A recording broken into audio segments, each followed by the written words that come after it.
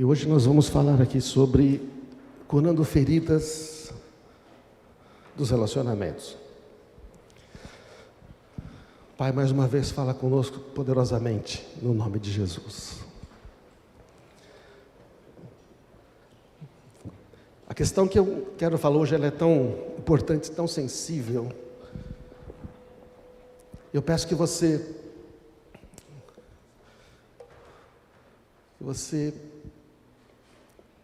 permita que Deus fale com você.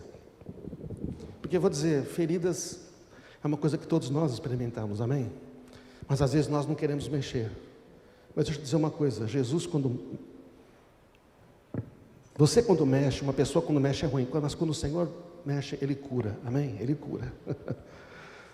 Então não tenha medo, né?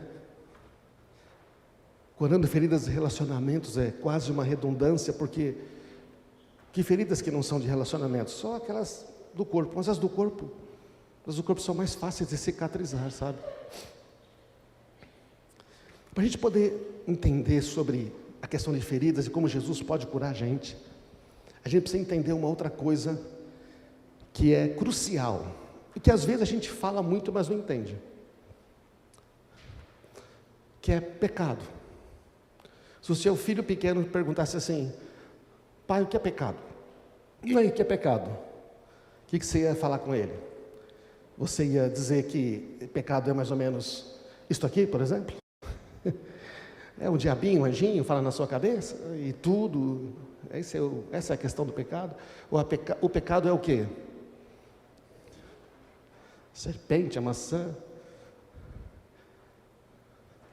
Não confunda a tentação com pecado, porque a tentação não é pecado. Jesus foi tentado em tudo, mas ele não pecou. Então, a gente não pode confundir tentação com pecado. Como é que a gente pode explicar de maneira simples? Então, se você pegar a Bíblia e usar o dicionário bíblico de Strong's, que define os termos no grego e hebraico, você vai encontrar lá, não é? Tanto no Antigo Testamento em hebraico, no Novo, no grego, o que é que a palavra pecado significa? E ela significa, tem uma lista ali, né? Errar o alvo, desviar-se do caminho, errar com ou sem intenção, não é? Basicamente é o erro, quando você se desvia, faz algo errado. Uma definição que eu queria dar uma dica para você, se eu posso dar uma dica, uma pequena dica, tá? É essa aqui, ó: violação da lei divina, seja em pensamento ou em ação. O pecado é uma violação da lei divina, é uma transgressão da lei divina. Deus estabeleceu um caminho e disse: olha, as coisas funcionam assim. Está dando microfone aqui, tá? No retorno. As coisas funcionam assim, isso é o melhor para você. Deus fez a gente e falou: eu tenho uma maneira de viver que é ótimo para você. E aí, a gente viola essa lei. Não vou repetir aquilo que você já sabe, mas Deus cria um ambiente tão livre lá no Éden e fala: olha, tem uma restrição só, que você vai ter que escolher. E este homem, achando que que ele seria livre se ele conhecesse o bem e o mal, no fim ele se torna escravo. Então, gente,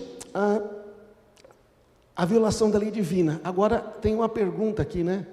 Uma pergunta que é: mas qual lei divina? O Antigo Testamento, a Torá, o Antigo Testamento, né, dos judeus tem, que é a nossa Bíblia também, o Antigo Testamento, tem 613 mandamentos, alguns dizem.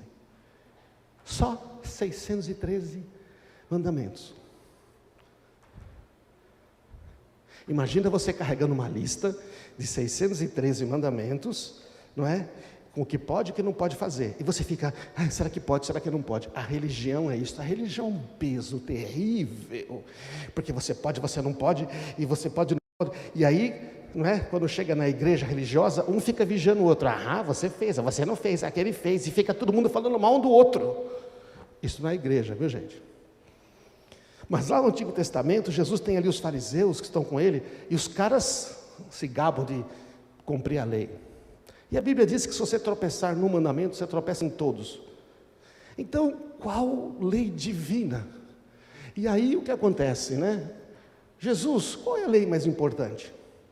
Um fariseu, está ali no texto de Mateus, não é? Um fariseu chegou, um especialista na lei, tentou apanhar Jesus numa armadilha com a seguinte pergunta: mestre, qual é o mandamento mais importante da lei de Moisés? Agora eu vou pegar esse Jesus que fala aqui, qual é o mandamento mais importante? Qual é o mandamento mais importante? 613. Que cada um quer ser mais importante que o outro. Aí Jesus, ele dá uma resposta muito interessante. Ele dá uma resposta desconcertante. Jesus respondeu: ame o Senhor, seu Deus, de todo o seu coração, de toda a sua alma e de toda a sua mente. Este é o primeiro e maior mandamento. Diga, primeiro, maior. Ame a Deus de todo o seu coração, alma e entendimento. E tem um segundo, que é igualmente importante.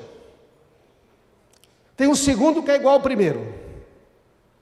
Tem um segundo, que eu vou falar em segundo, mas ele é igual ao primeiro, que é: ame a seu próximo como a si mesmo. E aí ele falou: amigão, toda a lei e todas as exigências dos profetas se baseiam nestes 2 mandamentos. O que Jesus está dizendo para esse senhor é: você conhece todos os mandamentos, você conhece toda a lei de Deus, você só não conhece quem escreveu. Eu conheço quem escreveu, eu sei porque foi escrito. Tudo que está na Bíblia, eu não tenho uma Bíblia aqui mais de papel, está aqui digital. Tudo que está na Bíblia tem a ver com amar a Deus sobre todas as coisas e amar o próximo como a si mesmo. O resto são o quê? Explicações. Quando fala para não roubar, quando fala para não matar, quando fala para você restituir o que roubou, quando fala para você honrar as pessoas, está falando do quê? De amor, de relacionamento, de honrar as pessoas. Então Jesus falou: deixa eu tornar o negócio mais fácil para você, não é? Deixa eu simplificar. Não são 613, são só 2. A matemática de Jesus é muito legal, né, gente? Não são 613, são só 2 mandamentos. E aí, olha Jesus falando agora. Porque veja, na época de Jesus, ele só tem o Antigo Testamento, não sei se você sabe, né? Você sabe? Lógico. A Bíblia que Jesus lia era a lei dos profetas. E Jesus falou: eu não vim para anular a lei dos profetas, eu vim para cumprir. Nada do que está escrito no Antigo Testamento vai deixar mudar. Eu só vim aqui para mostrar para vocês o que significa. Eu vim para cumprir. E aí João registra Jesus dizendo: por isso agora eu lhes dou um novo mandamento. Um mandamento que esses escribas, esses religiosos não costumam ensinar. Eles ensinam um monte de coisas, mas eles não ensinam isso. Um novo mandamento: amem uns aos outros.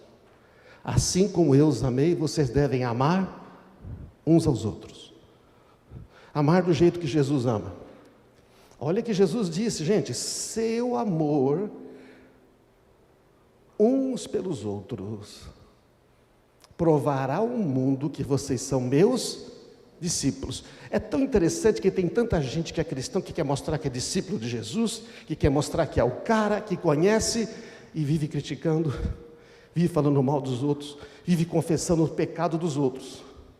A Bíblia manda confessar os pecados uns aos outros. O pessoal mudou para confessar uns dos outros, né? Fica falando dos outros. Gente, isso não é amor, porque o amor cobre multidão de pecados. A Bíblia diz que se eu tiver um problema com o irmão, tem que falar com ele. Depois falar com o amigo dele, senão falar com a igreja, no caso, líderes. Tudo no interesse de cuidar dele, amém, irmãos? De proteger relacionamentos, de edificar os relacionamentos, que a gente tanto fala na nossa comunidade. Temos o livro do nosso pastor, Mandamentos Recíprocos. Então, Jesus falou: o mundo vai saber que vocês são meus discípulos se eles souberem pela maneira como vocês se relacionam uns com os outros. Então, João disse isso, e 1 João, olha que legal. Por que eu estou falando tudo isso? Para explicar o que é pecado. Porque se a gente não entender o que é pecado, a gente não vai saber como é que trata a ferida, tá? Só para lembrar. Isso aqui é um conhecimento que tem que estar claro para nós. O pecado é a violação da lei divina. A lei divina é amar uns aos outros.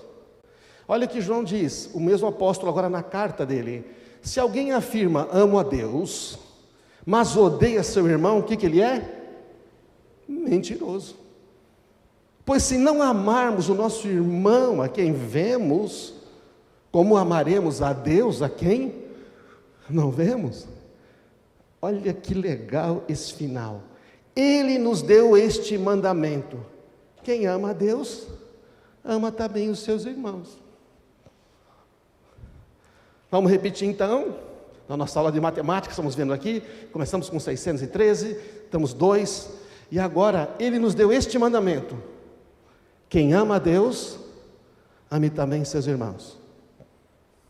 Quem ama a Deus, ama também os seus irmãos. Então, vamos tornar mais fácil, é um 613, difícil. Jesus falou, são 2, só que na verdade esses 2 são 1.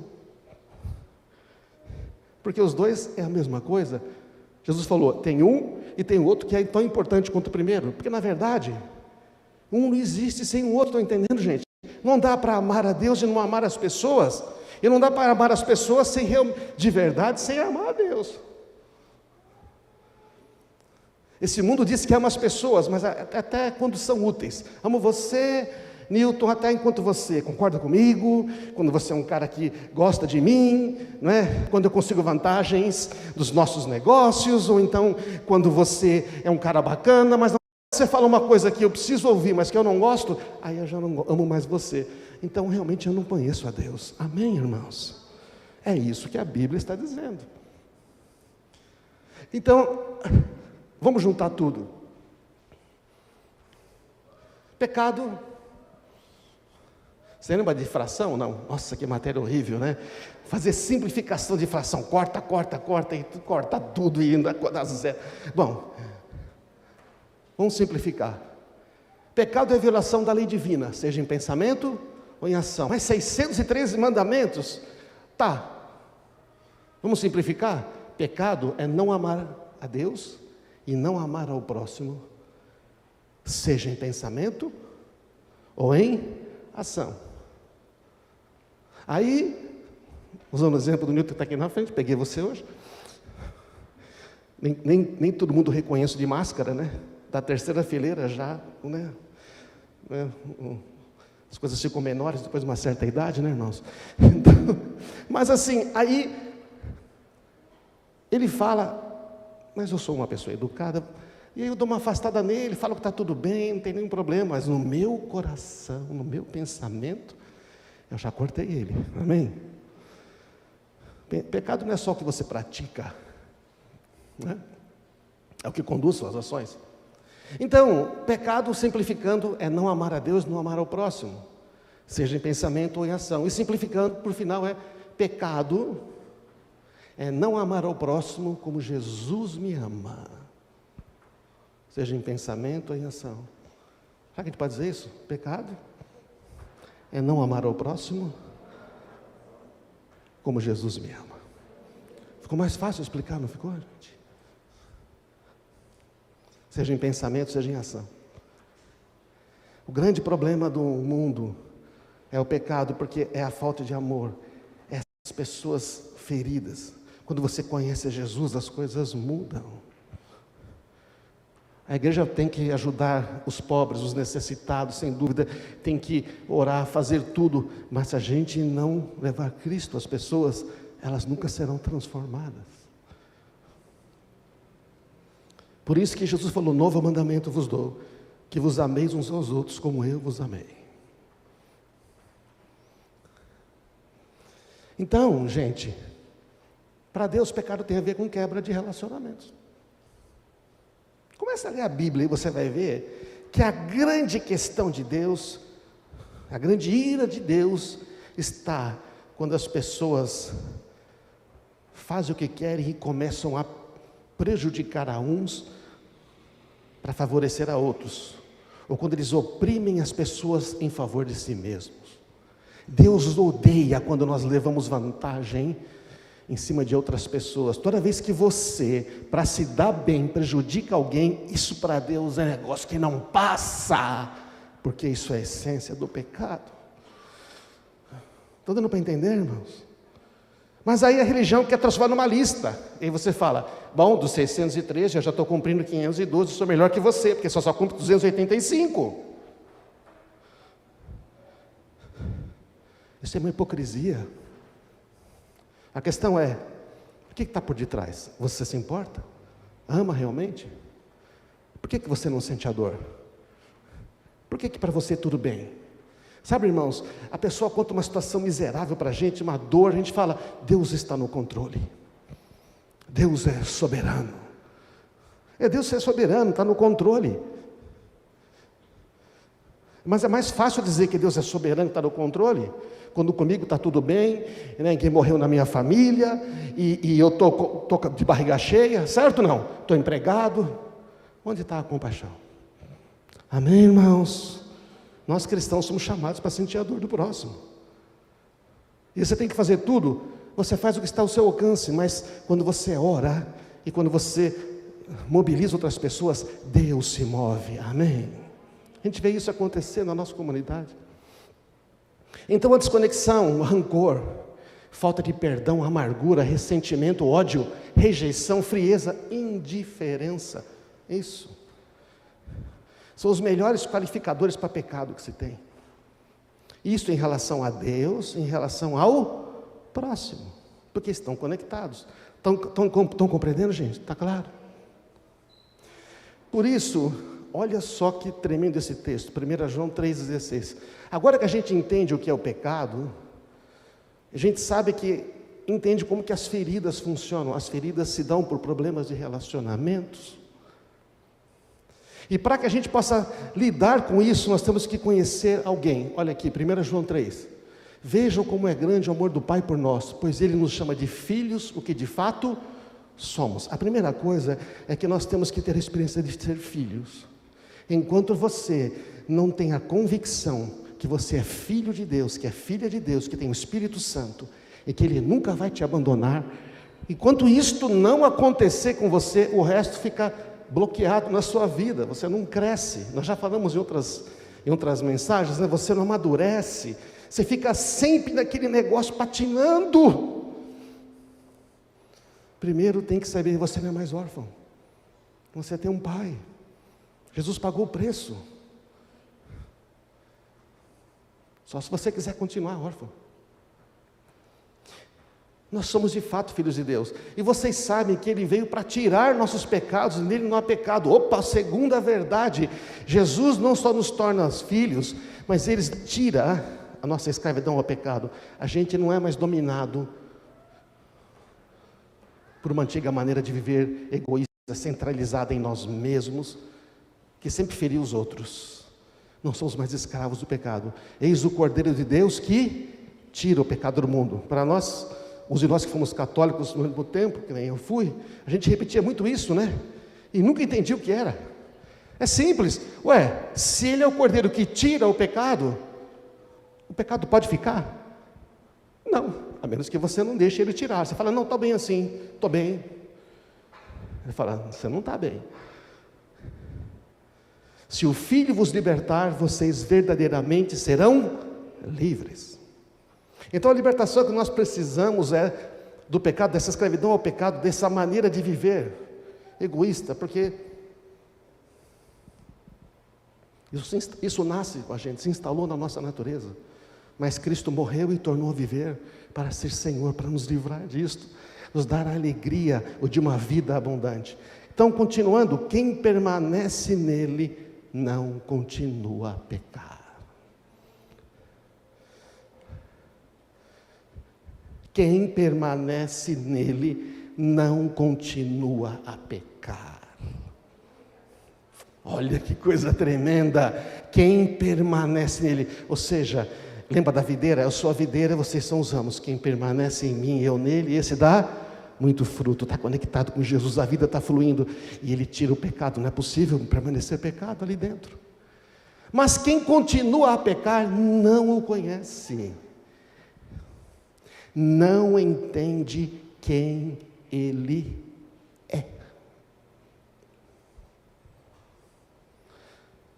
Quando eu estava pesquisando esse texto, eu lembrei do texto, mas quando eu coloquei ele aqui, eu falei, meu Deus, olha isto. Por que uma pessoa continua andando numa vida e fazendo coisas que destroem a vida dela? Por que uma pessoa continua vivendo de uma maneira que fere a sua família, fere os seus filhos, fere a esposa, os amigos? Por que um filho faz isso? Por que um pai faz isso, um homem e uma mulher? Por quê? Por que continua a pecar? E pecar tem a ver o quê? Destruir relacionamentos. Estão entendendo, gente? Pecar é não ama, está sempre com rancor, está sempre com uma pendência no coração, está sempre com alguma coisa contra alguém, sempre tem alguma coisa contra alguém. Alguém fez alguma coisa para mim, alguém foi injusto comigo, alguém me prejudicou. Se não fosse pelas pessoas, eu teria uma vida melhor. Mentira!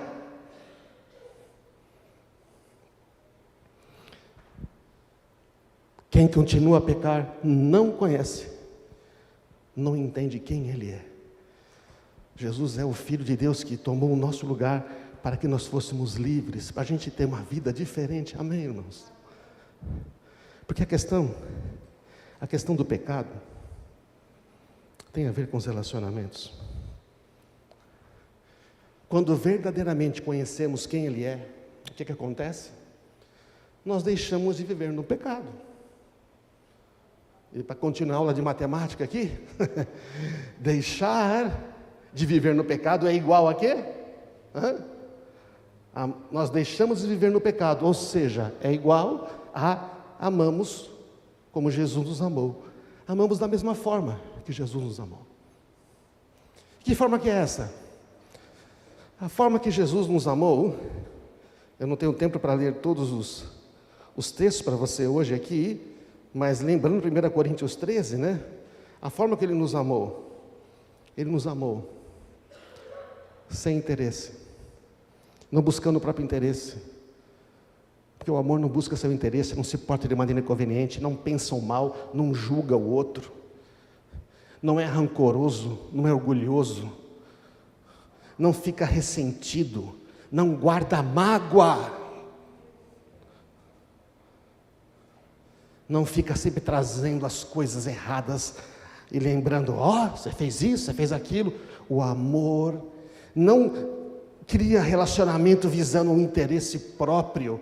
O amor não fica pensando somente naquilo que vai ser o melhor para mim. Hoje as pessoas procuram igrejas que é o melhor para mim, onde me sinto bem, que eu posso fazer. Mas a igreja é um lugar de transformação, é um lugar de você pertencer, de você amar e ser amado, não um lugar para você se esconder. Tem pessoas se escondendo de Deus na igreja, entendeu, irmãos? E quando Deus encontra, elas mudam para uma outra igreja. Um negócio gozado. Não deixa o Espírito Santo tocar. Na hora que Deus está chegando lá no coração para mexer, vai. E como é que Deus chega no coração? Ele chega às vezes com pessoas que falam com você, amém? Com palavras que você ouve. Essa palavra pode ser muito boa, muito ruim, depende de como você recebe. Se você estiver resistindo ao que Deus quer fazer em você, você está achando ruim. Se você está aberto para Deus está fazendo, você fala, Senhor, obrigado, o Senhor me ama. Porque o meu papel aqui não é dar minha opinião, tá? Meu papel aqui é explicar apenas a Bíblia, amém, irmãos? É para isso que eu estou aqui. Não tenho que inventar nada, só tenho que repetir o que Jesus disse, me esforço por fazer isto. E antes eu me esforço para saber que eu mesmo tenho que praticar. Porque a gente não pode tentar ensinar algo que a gente não esteja disposto a praticar. Então os relacionamentos são maravilhosos, eles trazem tanta alegria para a gente, não é verdade? Que nem o pessoal fez a festa para a Cris, abraçou o carro dela, que ela voltou lá do médico, mas também os relacionamentos podem ferir. E agora vamos falar de feridas. Segunda parte aqui. Agora que nós entendemos a questão do pecado, é a questão de que o nosso coração é afetado por isto, nós vamos ver sobre as feridas. Todo mundo sabe que relacionamentos podem ferir, é verdade, né? Então, agora vamos completar a frase. Ser ferido é inevitável, mas ferir é uma escolha, opção. Ferir alguém sempre é uma escolha? Quem já feriu pessoas sem querer ferir? Ah, legal. Quer dizer que eu feri a minha esposa sem querer, quer dizer que isso não é pecado? Porque afinal de contas eu não quis. Porque eu já presenciei conversa de irmãos tentando acertar, sabe? De casais tentando acertar, que um dizia para o outro, então, mas eu não quis ofender você, entendeu, Nilton? Então por que eu tenho que te pedir perdão? Ô, mano, desculpa aí, eu caí e enfiei a faca na sua perna, mas eu não queria, então tchau, estou indo para casa.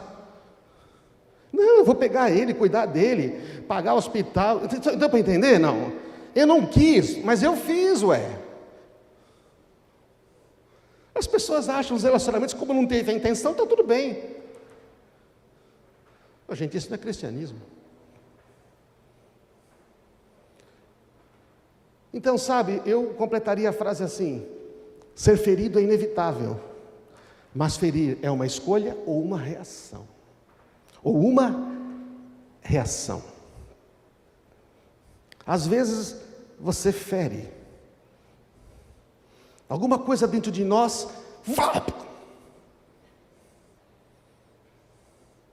estou aqui conversando com ele fala uma coisa, e de repente, dou-lhe uma patada voadora no pescoço. Ele fica meio assim, sem entender por quê. E às vezes eu estou aqui e não percebo nem o que eu fiz. Ser ferido é inevitável. Ferir é uma opção, uma escolha. Ferir é uma escolha ou uma reação. Reação é uma escolha automática, percebe? O que é a reação? É uma escolha automática, está pré-programado. Na hora que tocou nesse assunto, acionou um treco aqui, foi automático, não veio. Não sou menos responsável, porém eu tenho que discernir uma coisa: o que é que dispara esta reação? É uma ferida, tem uma ferida aqui. De algum motivo ele encostou na ferida, ele não encostou, porque quando encostou, é mais ou menos como no corpo humano, não é isso não? Não dá para chamar alguém do meu lado aqui, mas imagina que agora, aproveitando que ele está aqui do meu lado, ele está com um machucado na perna, e está só superficialmente bom, certo? Mas no fundo está doendo. Aí eu estou passando aqui, sem querer eu trombo com ele, de leve. Ele faz o quê? Me joga para trás. O bicho é forte. Porque tem uma dor lá. Estava tudo bem. E na hora que eu, mesmo sem querer, dei uma trombada na perna dele, ele tem uma reação de defesa. Estão entendendo, gente? Feridas estão lá.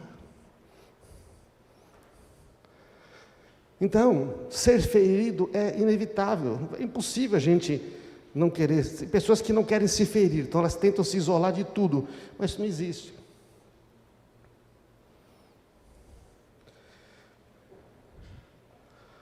Estou sem relógio aqui, depois vocês me mostram o tempo aí, tá bom? Gustavo falou semana passada dos 2 filhos de Lucas 15, lembra? 2 filhos que tinham tudo do pai, não tinham? Mas viviam como escravos. Mentalidade de escravo, de órfão. Um acredita que só será feliz se fizer tudo o que quiser. O outro acredita que só será feliz se fazer por merecer. Os 2 vivem como órfãos, como se não tivesse pai. Gente, nós nascemos nesse mundo marcados pelo pecado. Nós nascemos aqui com uma mentalidade de órfãos. E essa mentalidade de órfãos é o que a maioria das vezes é o que mantém as feridas lá dentro sempre vivas. O órfão. Por que Jesus insiste tanto que Deus é nosso Pai? Porque o nosso problema é que nós somos órfãos. Nós achamos que nós estamos por conta própria nesse mundo, que nós dependemos da nossa própria força, que se eu não fizer alguma coisa, ninguém vai fazer. Ou então a gente cai num modo de vítima.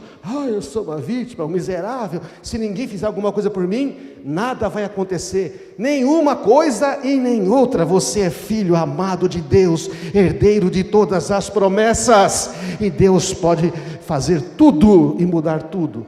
Só que a gente não deixa. A gente quer continuar sendo órfão. O órfão tem medo que vai faltar. Eu tive alguns amigos que adotaram crianças e a primeira coisa quando as crianças chegavam na casa deles, quando viam comida, eles comiam e queriam guardar. Por quê?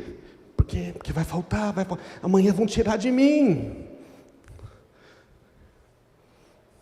A gente vive assim, cata tudo que pode e tudo, e a gente transfere isso para os relacionamentos e começa a querer tirar, porque o órfão, ele está sempre voltado para a autopreservação. Ele precisa se manter vivo, ele precisa sobreviver. E Jesus falou: eu não vim aqui para dar para vocês uma maneira de sobreviver. Eu vim para que vocês possam viver uma vida que satisfaz. Amém? João 10:10, uma vida plena, vocês são as minhas ovelhas. O Pai cuida da gente. Então a mentalidade de órfão sempre procura se autopreservar. Às vezes o foco no desempenho, precisa ser melhor que os outros, precisa ter mais que os outros, sempre se comparando. E sabe qual é a questão do órfão? Ele nunca está satisfeito, sempre precisa de mais. Ou então, lembra dos filhos lá? Rebeldia. Faço a vida do meu jeito, vivo segundo as minhas regras, não dou satisfação para ninguém, cada um que cuide da sua vida. Isso não é Bíblia, gente. A Bíblia manda a gente cuidar uns dos outros, amém? Uns dos outros. Ou então, manipulação. É um outro comportamento de órfão. Controla os outros, punir os outros, obter o que eu quero. Eu chego aqui, com o nosso exemplo de hoje, que é o Nilton, e começo a falar umas coisas para ele, jogar uns negócios, né? Para ver se ele fica com pena de mim e fala: vou te ajudar. Ou então, eu estou com ciúmes dele, porque ele agora está amigo do Rogério. Eu chego aqui e começo a dizer que eu preciso orar pelo Rogério, porque você sabe, não sabe o que aconteceu com ele, precisamos ajudar o irmão. Tudo para entender, gente?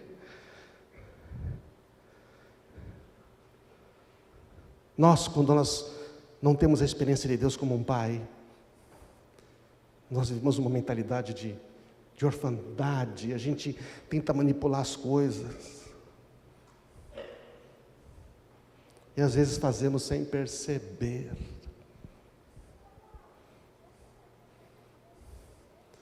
Porque eu preciso cuidar de mim mesmo. Se eu não fizer, quem vai fazer? Acabei de ler um texto que dizia: a primeira coisa é, nós temos um pai, nós somos de fato filhos de Deus. Então essa mentalidade de órfão nos causa muitas feridas e nós ferimos pessoas. Toda essa série que estamos falando sobre maturidade, crescer na família de Deus, tem a ver: ei, você precisa ganhar a mentalidade agora de filho, você não é mais órfão. Você não tem mais que brigar com seus irmãos, você não tem que mais competir com ninguém, não tem que provar nada para ninguém, você já é quem você é. Você é o filho do grande eu sou, amado do coração de Deus, e Deus tem um plano para você, que não é igual ao do seu irmão, então relaxa, amém? Aliás, ajuda ele. Quando você ajudar ele, você vai começar a ter uma alegria, que você vai dizer: ai Jesus, como é bom. Isso é a vida de um filho livre, não é isso não? É amar quem falou que não gosta de você, é ajudar aqueles que te perseguem. A mentalidade do órfão sempre se sente sozinha. Ninguém se importa comigo. Tem dificuldade em ouvir. Tenta fazer tudo pelas suas forças. Os órfãos têm uma dificuldade de ouvir. Se você tenta dar uma orientação para o melhor, ele fica desconfiado de você. Você quer mandar na minha vida? Órfão. Não sabe que Deus é Pai. E este Pai tem irmãos que querem ajudar você. Amém, gente? Então tem dificuldade de viver na família de Deus. Tem dificuldade em pedir orientação, em seguir conselho. Tem relacionamentos paternais ou maternais. Porque o problema está, e muitas vezes a coisa é pior, quando na família a relação com pai e mãe é ruim. Aí agrava mais ainda. Tem dificuldade em lidar com a autoridade. Qualquer figura de autoridade que representaria tipo pai ou mãe, ou alguém que quer dar uma orientação para ele rejeita. Só o que ele descobre por si mesmo é que vale. Se eu não descobrir, não serve. Estão acompanhando aí, gente? Então, tem dificuldade em ter relacionamentos. Tem dificuldade em ter outros relacionamentos. Na hora que o relacionamento começa, aí você sai fora. Nos relacionamentos, aquele que está sofrendo dessa orfandade, com esta ferida tão grande, só fica perto de quem lhe faz bem, que nem eu falei agora, né, no exemplo aqui. Só fica perto de quem lhe faz bem, de quem não contraria. É um relacionamento utilitário. Eu estou com você, você é meu amigo porque me interessa. Na hora que não me interessar mais, eu vou dar uma desculpa, vou fazer alguma coisa, vou dar uma elegante desculpa religiosa, evangélica, bíblica, eu vou fazer alguma coisa.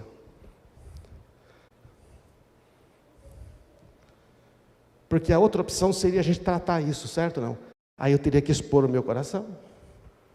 Eu teria que deixar Deus tratar o meu coração. Estão acompanhando, gente? Está ficando claro esse negócio? Então, olha, estou explicando como é que a gente impede Jesus de curar as feridas. Quando a gente não experimenta esse amor, não deixa Ele operar, a gente fica agindo como órfão. E essas atitudes de viver como órfão na família de Deus provoca tristeza nos relacionamentos, no mundo. Tem pessoas dirigindo nações com mais de 60 ou 70 anos, e por dentro são crianças, são órfãos medrosos, catando tudo que pode, vou garantir o meu, que eu não sei o amanhã, o resto que se lasque. É assim ou não é? Isso só é transformado quando Cristo realmente é Senhor.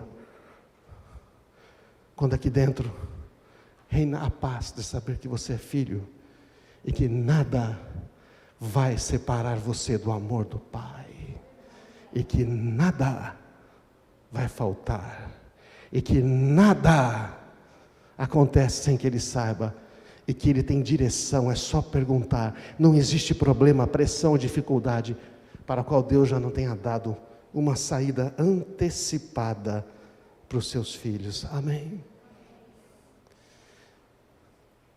Não somos mais órfãos. Diga, não sou mais órfão. Vou subir a banda aqui. Jesus, pela sua morte e ressurreição, nos fez filhos. Porque nós somos filhos, Deus enviou ao nosso coração o Espírito do seu Filho. Por meio dele clamamos, papai. Agora você não é escravo, mas é filho. E uma vez que você é filho, Deus o tornou o quê? Herdeiro dele. Você é herdeiro dele. Nós temos uma série no nosso YouTube aí, que você pode ver depois, não é? Filho, príncipe herdeiro, aprendendo a viver como filhos. Então, eu falei isto, essa breve coisa para que, como é que tratamos as feridas? Você já percebeu que se você não quiser tratar, Deus não vai tratar, amém? Mas você vai quebrar relacionamento, e quebrar relacionamento, e quebrar relacionamento, e vai andando assim a vida inteira. As feridas cicatrizam-se no silêncio? É verdade essa frase? Não sei.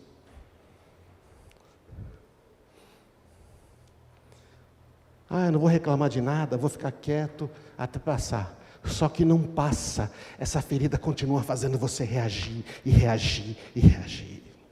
E ferir outras pessoas. E o tempo cura todas as feridas? Não cura. Não essas da alma. Essas da alma, gente. Elas podem durar a vida inteira se a gente não deixar Jesus tocar. A alma ferida precisa de cura, mas às vezes ela vai procurar remédio em lugar errado. Vai procurar remédio em bebida, em droga, não é isso? E ocupar-se demais, trabalhar demais, gastar demais, pornografia, vingança, vingança. Eu tenho que ganhar, traição, sexo, dinheiro, remédios, tomando drogas, e tem tantas coisas, não vou detalhar, ficar aqui focando, né? Mas é isto. Quando vai ver você tem esses comportamentos destrutivos de fuga, é porque alguma coisa aqui tem alguma ferida que precisa ser curada. Olha que salmo tremendo. Será que a gente pode ler juntos? Só Ele cura os de coração quebrantado e cuida das suas feridas. Só Ele. Só Ele. Eu não tenho como curar o seu coração.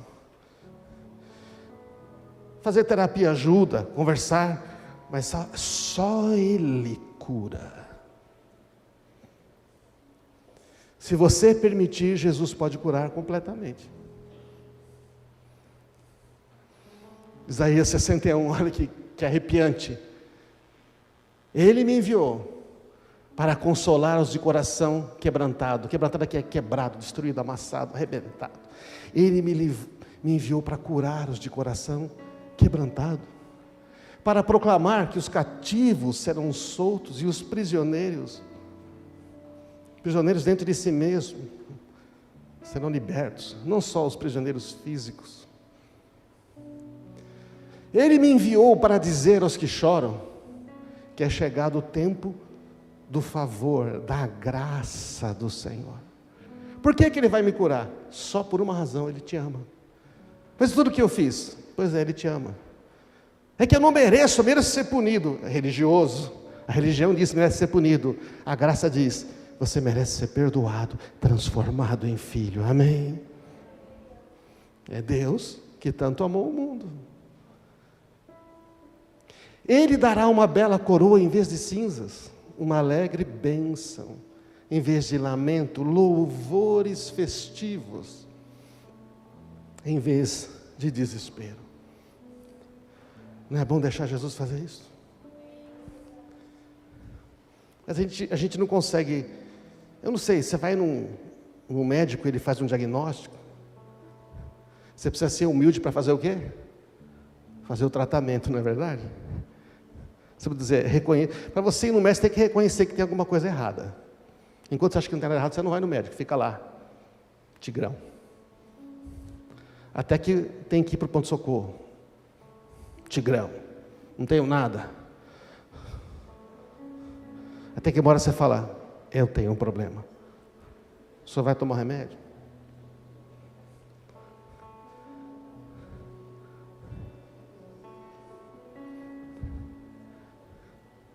Vou ler o último texto. Eu sei que esse assunto é denso para falar numa única mensagem. Já estamos aqui uns 40 minutos, mas eu quero... Talvez devemos falar um pouco mais sobre isso, mas...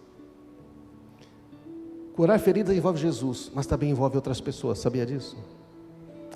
Jesus vai curar sim. Ele vai dar a você a paternidade, você é filho. Ele vai tirar as marcas, mas tem uma coisa.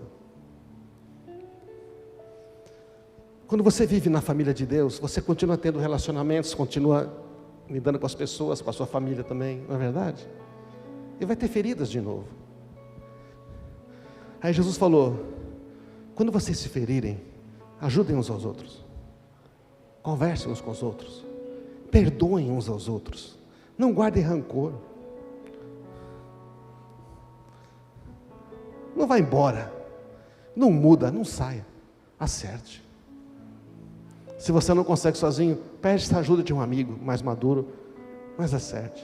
Mas para acertar você tem que ir disposto a se humilhar. E se o outro não se humilhar? Bom, esse é um problema dele. Porque os órfãos são orgulhosos, os filhos de Deus são humildes. Eles já têm tudo que precisam, eles já têm a graça de Deus. Amém? Então, olha que texto tremendo. Hebreus capítulo 12, versículo 15. Esforcem-se para viver em paz com todos. E procurem ter uma vida santa, sem a qual ninguém verá o Senhor. O que depender de você, tenha paz. Se você sabe que alguém não está bem com você, vá lá conversar com a pessoa. Se ela não quiser, tudo bem. O que é uma vida santa? Uma vida santa é uma vida onde você não está com rancor de ninguém, que você não está pecando continuamente, que você não está deixando uma ferida dominar o seu coração e te levar até essas reações. Isso é uma vida santa. Amém, irmãos? Não é uma vida perfeita que você não peca, é uma vida curada. É uma vida que quando surge uma ferida, você deixa Deus tratar. Então você está bem. Aí se vem uma pessoa que não gostava de você, depois de uns 5 anos, e fala, você me perdoa, aquela vez, tudo você falou aquela coisa, e eu te ofendi, me perdoa. Você vai dizer, eu já te perdoei há 5 anos atrás. Amém? Eu estou livre. Eu posso ajudar você. Porque ninguém é melhor que ninguém, irmãos. Todos nós estamos em fases diferentes da vida no crescimento espiritual. Não tem esse negócio de melhor. Tem os que são filhos de Deus e os que ainda não são, e que Deus quer que seja. E só vão ser se a gente falar com eles, amém? Cuidem uns dos outros, para que nenhum de vocês deixe de experimentar a graça de Deus. O que é isso? Só vejo que o Vinícius está com um problema, meio bravo. Está com você? Tudo bem com você? Ah, tudo bem. Não está tudo bem. Falei, eu sei que não está. Você quer falar agora? Não. Estou cuidando dele. Ele fala que tem um problema com a esposa, então não deixa de experimentar a graça de Deus. Deus tem solução para você, com a sua esposa. Percebe? A gente pode ministrar, abençoar, encorajar. Isto é cuidar uns dos outros. Oxa, você não sabe o que você vai fazer? Eu não vou dizer para ele o que ele tem que fazer. Às vezes ele sabe o que tem que fazer, ele só não consegue. Como eu também não consigo às vezes. Então, cuidar uns dos outros, para que nenhum de vós deixe de experimentar a graça. Fiquem atentos para que não brote nenhuma raiz venenosa de amargura que cause perturbação e contamine outros. Sabe o que é a raiz da amargura? Eu tenho um problema aqui com meu amigo Nilton aqui. Deixa para lá, não vou tocar nesse assunto. Aí esse assunto vai crescendo, vai criando raiz, certo ou não?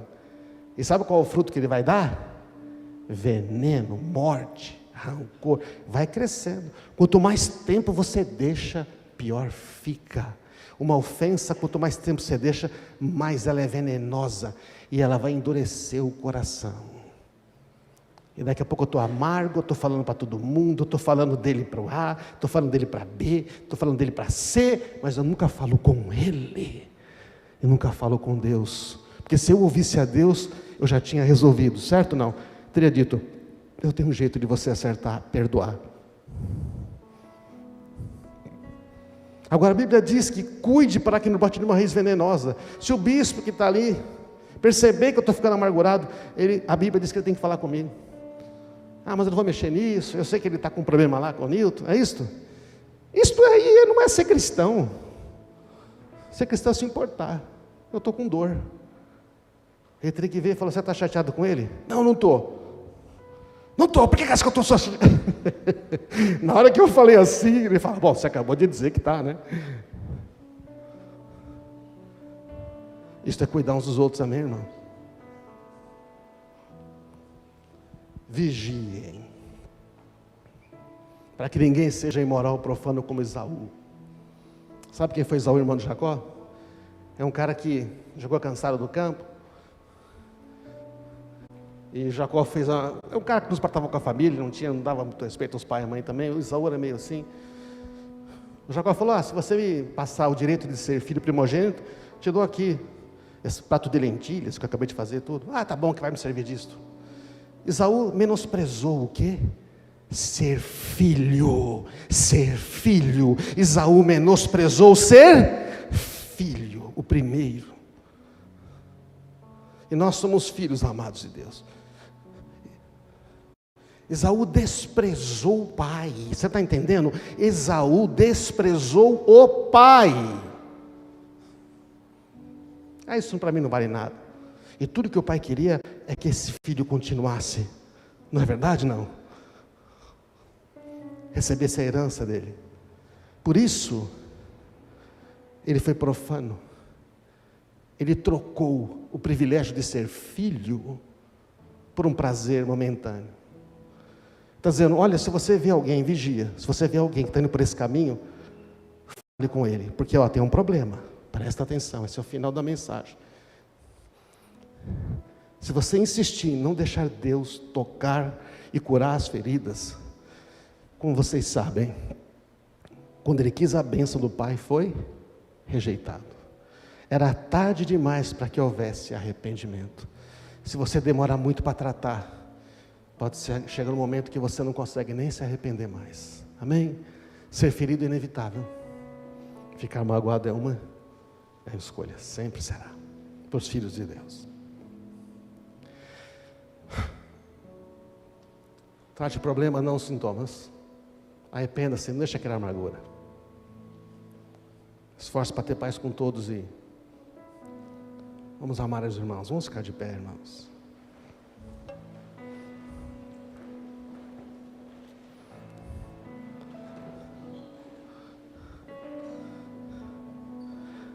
Coloca a mão no coração aí.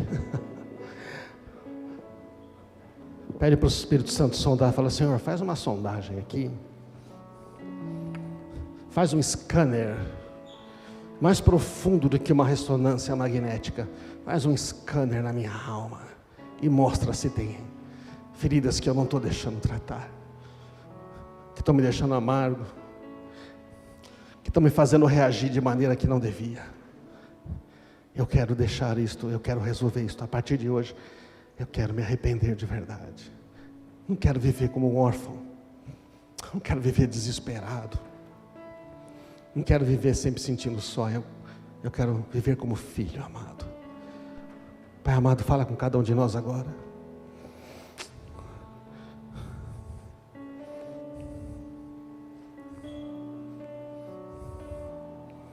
Agora você tem que fazer uma escolha. A escolha é, Senhor, eu quero ser curado. O Senhor veio para curar os de coração quebrado. Tem uma coisa quebrada aqui, Senhor, o Senhor precisa resolver. Deixa eu dizer para você uma coisa, por experiência própria. Não tenta resolver você mesmo, tá? Entrega nas mãos dele. Como é que você vai fazer isso? Nós estamos aqui num culto, essa mensagem já terminou. Seria tão bom se a gente pudesse ficar aqui, você vir aqui à frente, alguém abraçar você, chorar com você. Essa pandemia não permite nem que a gente faça isso, que abrace as pessoas. Mas nós vamos orar uns minutos aqui. Você vai falar primeiro com o Senhor aí. Começa a falar com Ele. Só os instrumentos tocando aqui. Vamos ministrar só com os instrumentos. E você vai falar com o Pai. Você vai dizer, Pai. Talvez você tenha que dizer, eu estou vivendo como um órfão. Eu estou vivendo como um órfão. Com medo, achando que eu estou sozinho, tenho que fazer tudo por minha conta. Eu estou ferindo as pessoas. Pai, me abraça hoje, eu não quero mais isto. Eu entrego. Não tente vencer, entrega. Entrega. Se você quiser ajoelhar, pode ajoelhar. Você pode fazer o que você quiser. Entrega. Entrega isto nas mãos dele.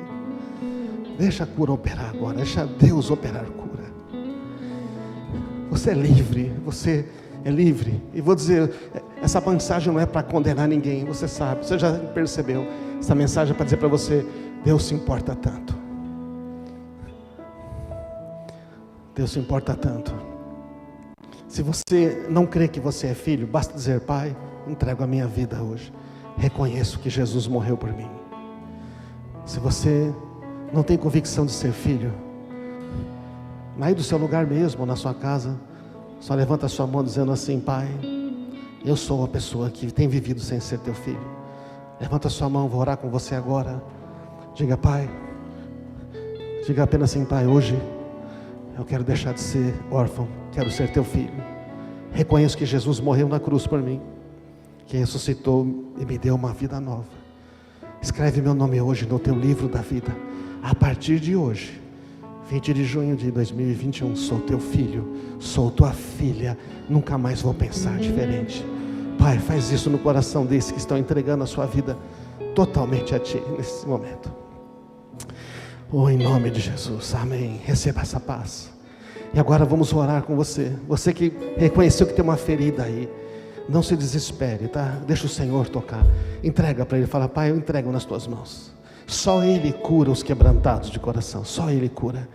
Fala: Senhor, eu entrego essas feridas. Eu não sei como fazer, mas o Senhor sabe. Pai, eu oro agora por cada um desses que estão com essa questão, com feridas, com essa situação difícil. Agora estão entregando nas Tuas mãos, Pai. Estão entregando nas Tuas mãos, Jesus. Tu és aquele que veio para curar. Cura esses corações agora. Derrama bálsamo de perdão. Vai experimentando isso. Derrama o bálsamo de amor. Não resista a Ele. Deixa Ele fazer. Ele não expõe você. Ele não pede. Ele protege você. Derrama agora a cura nos corações. Derrama bálsamo, aquele que tira a dor. Ele perdoou todos os pecados. Ele já levou todas as feridas.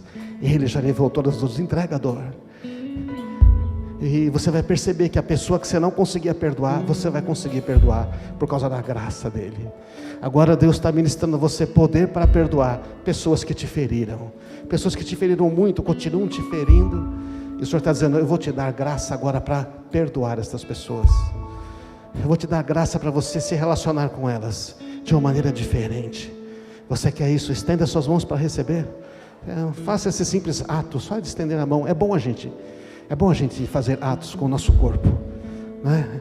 Quando a gente consegue movimentar o nosso corpo nos sentidos como pôr a mão, ajoelhar, estender a mão, quer dizer que nós não estamos resistindo. Não estamos resistindo à operação de Deus. Ele fala: eu recebo agora a graça para perdoar esta pessoa. Diga isso: recebo graça para perdoar. Diga: meu pai, minha mãe, meu irmão, meu amigo, para perdoar. Pois o César que está aí falando: eu recebo graça para perdoar. Receba a graça de Deus sobrenatural. Receba um poder sobrenatural para perdoar. Larga disto, isso não vai te fazer melhor. Guardar esse rancor não vai te... Guardar rancor é tomar veneno, esperar que o outro sofra. Isso não funciona. Senhor, agora derrama de maneira poderosa essa capacidade de perdoar. Eu creio que o Senhor está operando nisso, Espírito Santo. Agora eles podem ver essa pessoa de uma outra maneira como Tu vês, com compaixão. Senhor, dá-nos um coração cheio de compaixão. Tem pessoas que por causa das feridas o coração endureceu. O Senhor quer deixar o seu coração sensível de novo. Receba a sensibilidade novamente. Receba a compaixão no seu coração. Você vai ver aquele que te feriu com compaixão, não com ódio. Você vai ver aquele que te feriu com compaixão, precisando do amor de Deus, até mais que você.